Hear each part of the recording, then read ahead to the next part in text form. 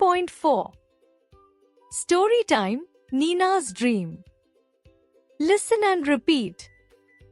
Nina was a little girl. She lived in a small village near Divhagar in Konkan. Her parents worked in the field. Her village was near the sea. Her brother went to the grassland to graze their cattle. The older girls from her lane went to bring firewood from the forest. Nina sat under a mango tree and watched the birds, butterflies and clouds. She too wanted to fly like them. When she saw fishes in the sea, she wanted to swim.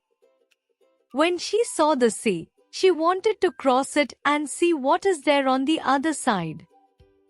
After dinner, when everyone slept in the front yard, she saw the moon, the stars and wanted to touch them.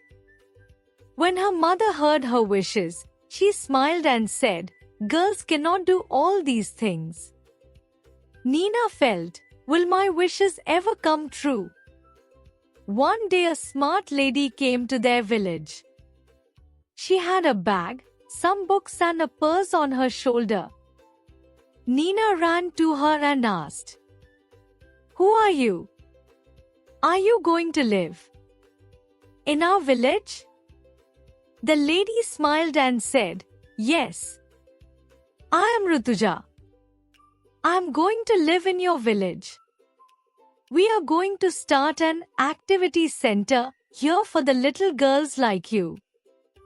I also lived and went to school in a small village like this." Nina was happy. She held Rutuja's hand and took her home. She offered her some tea and laddu. Rutuja said, "Thank you, Nina. I am a pilot.